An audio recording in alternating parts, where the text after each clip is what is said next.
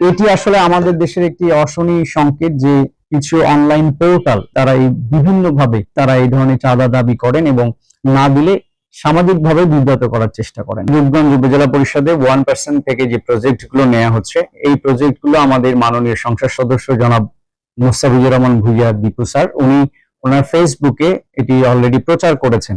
যখনই কোনো প্রকল্প আমরা নিচ্ছি সেই প্রকল্পগুলো ওনার ফেসবুক আইডিতে উনি দিচ্ছেন।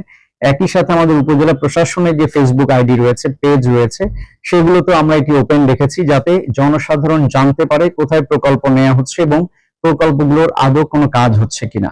এই বিষয়ে আমাদের এখানে একজন অপরাধ বিচিত্রার শাহিন নাম ছেলেটি, সে ঢাকা থেকে এসেছিল এখানে আমার অফিসে। আমাকে জাস্ট পরিচয় হওয়ার পরে উনি বললেন যে কক্সবাজার যেতে চান, কক্সবাজারে ওনার ফ্যামিলি সহ 2টো রুম 2 দিন এবং 3 রাতের জন্য ব্যবস্থা করে দিতে বললেন, আর বিমানের 3টা টিকিট করে দিতে বললেন।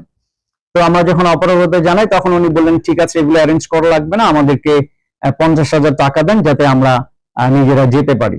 তো আমরা সেগুলোতে অপরাধতা প্রকাশ করেছি। তারপর উনি আমাদের ফোনে হুমকি দিয়েছেন। ফোনে আমাদের যে হুমকিটি দিয়েছেন এখানে দেখেন লেখা আছে যে আপনি কোথাকার কোন তালেবার, আপনাকে আমরা দেখে নিব এবং 1 সপ্তাহের মধ্যে আপনি বুঝতে পারবেন আমাদের সাথে আমাদের কথা না শোনার ফলাফল কি।